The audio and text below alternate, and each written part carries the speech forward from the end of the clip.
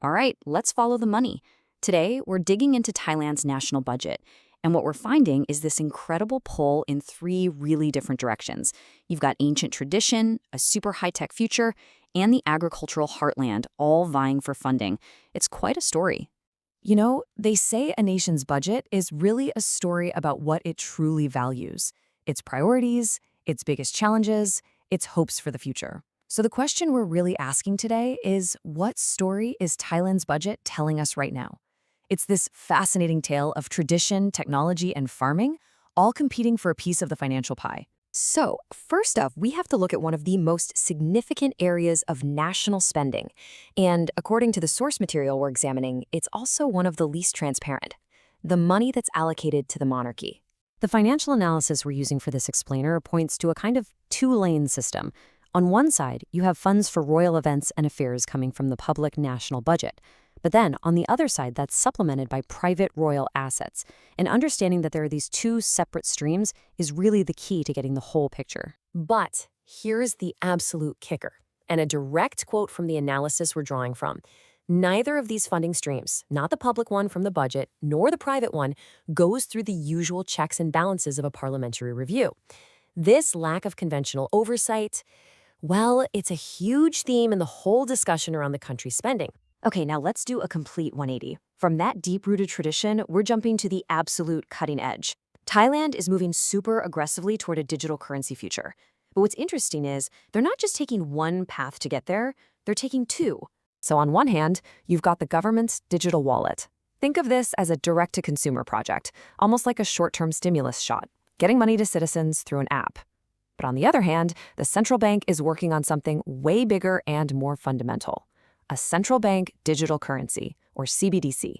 This isn't for you and me to buy coffee. This is the heavy-duty plumbing for the entire financial system, made for massive transfers between banks. Now, to make that digital wallet idea actually work for everybody, the government is leaning on its state-owned banks. I mean, what about people without a smartphone, right? Well, these banks provide the real-world walk-in services to make sure a tech-heavy policy like this doesn't accidentally leave a whole chunk of the population behind. It's a pretty practical solution. For that bigger, long-term CBDC project, it's called Project Infinon, by the way, the list of partners is in a whole different league. Here, the Bank of Thailand isn't working with local service points, it's teaming up with a powerhouse group of huge commercial and international banks. Their goal isn't handing out money to the public, it's building a super efficient new backbone for the entire finance industry. They're even thinking about future cross-border payments with this thing. Okay, so we've gone from the intricacies of digital finance to the absolute bedrock of the Thai economy: agriculture. And this brings us to a really specific government program that's designed to help out the nation's farmers. This whole initiative is built around something called the Land Consolidation Fund. It's what's known as a revolving fund, and it's run by the Royal Irrigation Department.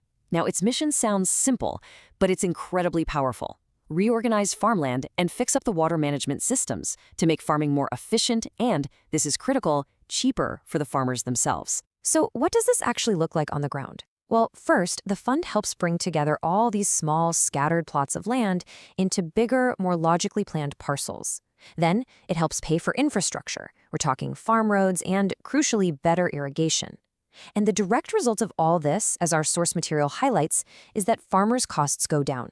They're spending less money on fuel and labor just to pump water.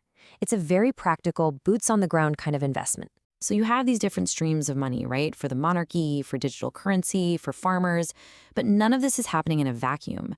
It's all part of a much bigger and increasingly tense national debate about the country's entire budget. And this whole debate has been summed up by this really powerful phrase that members of parliament have been using. It's "tat nguparaman kaiman." It translates to cutting the budget fat. It's become this rallying cry to go through every single ministry and trim what they consider to be wasteful or non-essential spending. So why the big push to trim the fat all of a sudden? Well, as the sources we're looking at point out, it comes down to the hard reality of a slowing national economy. With growth not where they want it to be, there's this growing worry that the budget just isn't big enough. And that's forcing a really tough look at where every single baht is going. Which of course brings us all the way back to our big question. As Thailand tries to figure out its path forward, it's facing this really fundamental choice. Where does the money go? Should the priority be upholding tradition, Or should it be investing in a high-tech future? Or is it about reinforcing the agricultural foundation of the country with tractors and irrigation? There are no easy answers here, and the story of Thailand's budget is very much still being written.